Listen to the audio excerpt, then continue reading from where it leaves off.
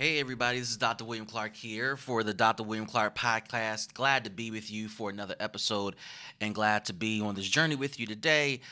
This is exciting because I get to talk about, yet again, fundraising and everything that goes along with it. Now, I want to quickly get to the topic at hand today, and the topic today is 5 ways to innovate fundraising within your nonprofit. Now, this is always a hot topic with nonprofit leaders, especially newbies and people who are trying to get over the hump. And as I continue to interact with all of you on social media, it becomes super clear that the goal of fundraising, the focus of fundraising, is always on your mind, especially in the midst of this pandemic, and particularly since it's resurging and people are trying to figure out what do I do, how do I handle it, etc. So I want to give you 5 quick things you can do to innovate your fundraising within your nonprofit. Here's the first thing, and that is to expand your team. Now, I know that within your nonprofit, you may be hard pressed to hire people, particularly during this time, if you've lost funding or you've lost support, financial support, and you're trying to figure out, well, how do I keep the people I have left? Let alone, Doc, you're talking about expanding a team. But what I'm talking about specifically when I say expand your team is not just about people who are on payroll. I'm talking about people who are in your inner circle, who are part of your sphere, who can contribute to your thinking and your idea generation.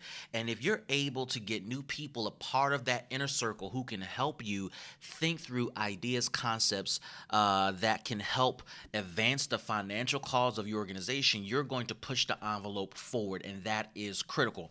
Now, one of the ways you can do that is to get active on social media. Now, one of the things I continue to learn and study from my mentors and the books that I'm reading is the use of social media for fundraising professionals, nonprofit leaders, has to evolve. So it can't just be about kittens and puppies and birthday parties and all that good stuff. While that's great, you got to use social media to learn, to grow, to interact, to share, to give, to receive information. And all of that allows you to expand your team.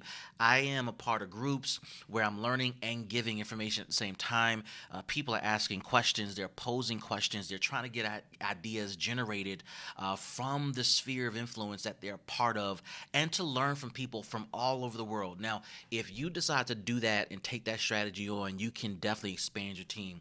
I want to quickly move on to the next one. The second thing you can do to innovate fundraising within your organization is to study other industries. I've been a big proponent of this, and this is primarily driven from my academic history, where I started my undergrad degree in IT, and I actually got an IT degree in undergrad. And I am a low-key tech nerd. I follow the tech industry. I'm all about innovation, technology, etc. And because of that, I always have my pulse on what's going on in the tech industry, what new innovations are coming down the road, what's relevant, especially to the industry that I'm in, which is the nonprofit world now. I am not a CIO of a nonprofit, so it's not necessarily relevant for me to study technology from that perspective. But I'm always looking at how can technology help me and my team do our jobs better, and how can technology help my clients have a better experience with us. That is the driver of my interest. Because of my technological background, I'm always looking at technology from those two lenses: improvement of staff, improvement of experience for the client. And this allows me, and I think I'm kind of spoiled by this allows me to really think outside the box in so many ways, and push the envelope. Now the question then becomes, how do we pay for it? How do we afford it? I think, and what I've experienced, is that the more I'm able to tap into other industries like IT, like sales, like marketing, which has a huge impact on the work we do, it allows us to push the envelope with our funders and partners in tow to say, hey, I think we have stumbled upon a better way of serving, a better way of recruiting, a better way of delivering services, etc. And we believe that we can replicate this success because we've been testing it out for X number of months or years. And so this is key. I am constantly reading books about sales, marketing, business management, business development, etc. I've started several businesses throughout my entire career and have found success, made some mistakes. Those things have impacted me, and the businesses I've started were not nonprofits, right? They have been in other industries and have helped influence how I think, how I strategize, how I manage teams, etc. And I think this leads to my third point in terms of 5 ways to innovate fundraising within your organization. You got to read books. Read books. Reading books, obviously reading is fundamental, but reading books takes you to a whole different world. The more I continue to read about marketing, sales, business management, business development, real estate, technology, etc., and other key elements of business, fashion, retail, wholesale. I am taken into the world of other people. But what I find most fascinating is that as I read about what other people are doing and I'm kind of getting a glimpse of what they're doing and how they do it, I'm noticing trends between all industries. I'm noticing that wait, this is a principle that exists for all industries and not just for one industry or one type of business. There are principles to how success is obtained, and those principles are ubiquitous and applicable to nonprofits as well, particularly when it comes to fundraising. Fundraising for a nonprofit is no different from raising money in a for-profit world. If you want to go to VC route, it's no different from raising money when you're selling T-shirts. If you have a retail shop, it's no different from raising money if you're going to release an IPO. Right? All those things kind of have these trend lines through it and a lot of similarities. And because I can understand and connect with what other people are saying about their industry, it may not be a one-for-one match in the industry I'm in, the nonprofit industry, but there are things that I am learning that's advancing how I approach fundraising, how I deal with fundraising, how I look at fundraising, how I push the envelope.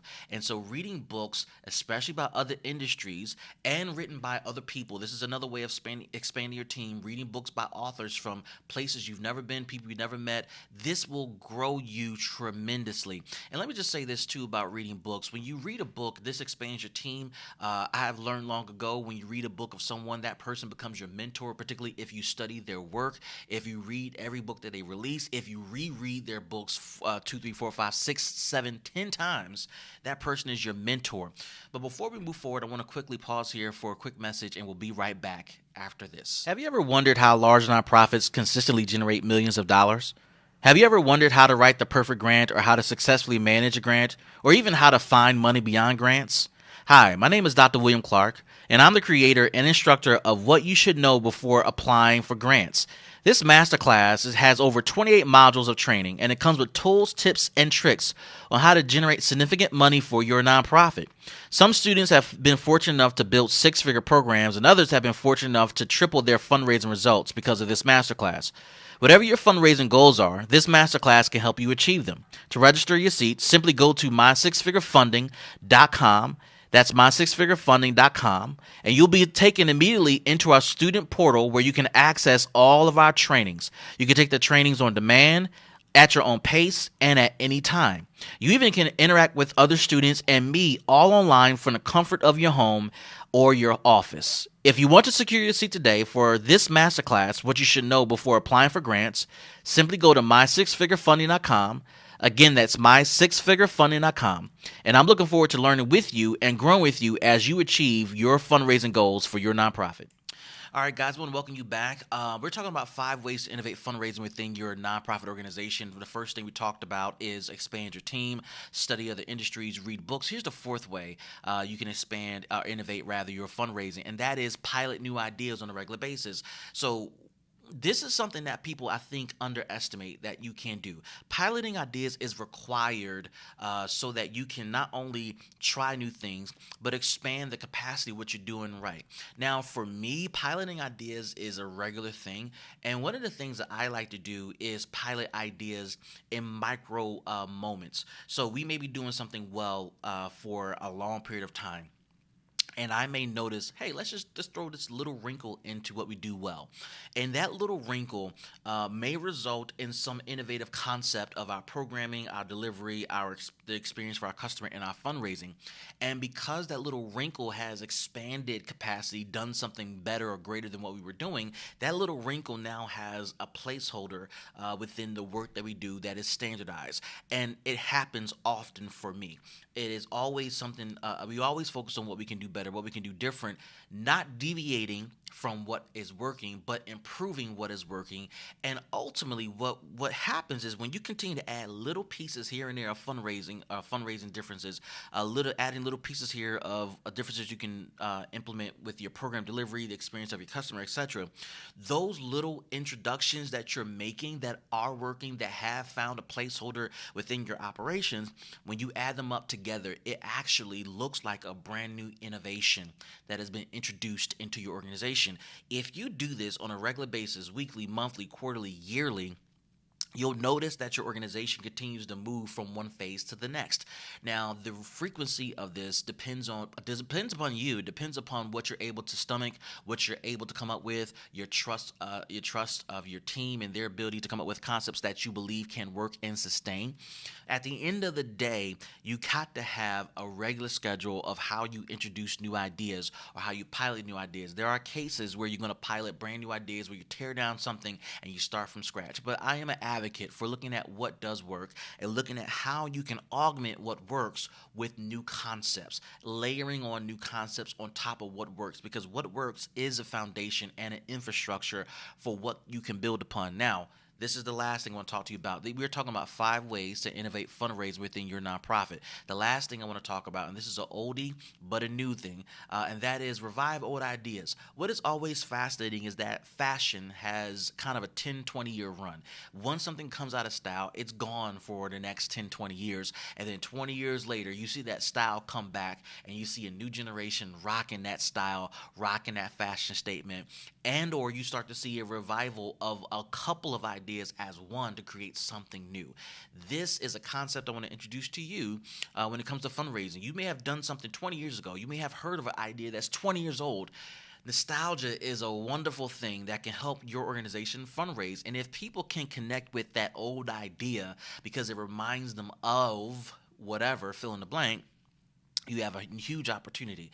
The other benefit of reviving old ideas is what I said in the previous statement, right? When you start to pilot new concepts and start to add little pieces here and there, part of that may come from new things you're thinking about. Part of it may come from old ideas that no longer work as a standalone, but could be broken up into pieces and inserted into this thing you're doing. Think about this. You look at a fashion designer and they may design a new piece. They may take a piece of an old garment from 20, 30 years ago, snip that little piece off and stitch it onto this new design, and voila. Like, you have a new thing. You look at people who customize vehicles. They have a new vehicle, new engine, new motor, new transmission, but there's something about an old vehicle that they just want to take off from the old vehicle and put on a new vehicle, and it just expands the palette of the one that's creating that car. We know this to be true, particularly in sample-driven music production like hip-hop, where you have old music from the 60s, 70s, 80s, just classic sounds, and a snippet of that sound is then morphed into this new contemporary sound that is in the eardrums of the listeners. And what was old has now become new and innovative, and that new innovative thing becomes a genre change for the next decade, and the cycle continues. There's nothing new under the sun. And so when we talk about reviving old ideas, it's not about bringing back ideas that can stand on its own, because that might not ever happen for a new generation. However, there are snippets of the old generation that's just timeless, that's cool, that's relevant, that can really inspire giving. And if you can just take a snippet of that little thing, add it to what's contemporary and new about what you're doing with your program and your organization, it can create all the difference in the world. So we covered 5 ways to innovate fundraising within your nonprofit. Replay this, and if you can, I'm going to personally ask that you invite 5 friends to listen to this podcast who are serious about fundraising for their organizations. Maybe they are newbies, maybe they are people who are trying to get over the hump, and maybe they are seasoned. Would you invite 5 people to listen to this particular episode? Not only should you like it, but share it with 5 people. Whatever platform you're listening on, listen to this podcast on, please share it with 5 people. Share it on social media, and make sure you get the word out to people who are serious and very interested and curious about fundraising for their nonprofit organization. I am Dr. William Clark for the Dr. William Clark Podcast. We'll see you in the next episode. Peace. Have you ever wondered how large nonprofits consistently generate millions of dollars? Have you ever wondered how to write the perfect grant, or how to successfully manage a grant, or even how to find money beyond grants? Hi, my name is Dr. William Clark, and I'm the creator and instructor of What You Should Know Before Applying for Grants. This masterclass has over 28 modules of training, and it comes with tools, tips, and tricks on how to generate significant money for your nonprofit. Some students have been fortunate enough to build six-figure programs, and others have been fortunate enough to triple their fundraising results because of this masterclass. Whatever your fundraising goals are, this masterclass can help you achieve them. To register your seat, simply go to mysixfigurefunding.com. That's mysixfigurefunding.com, and you'll be taken immediately into our student portal where you can access all of our trainings. You can take the trainings on demand, at your own pace, and at any time. You even can interact with other students and me all online from the comfort of your home or your office. If you want to secure your seat today for this masterclass, what you should know before applying for grants, simply go to mysixfigurefunding.com. Again, that's mysixfigurefunding.com. And I'm looking forward to learning with you and growing with you as you achieve your fundraising goals for your nonprofit.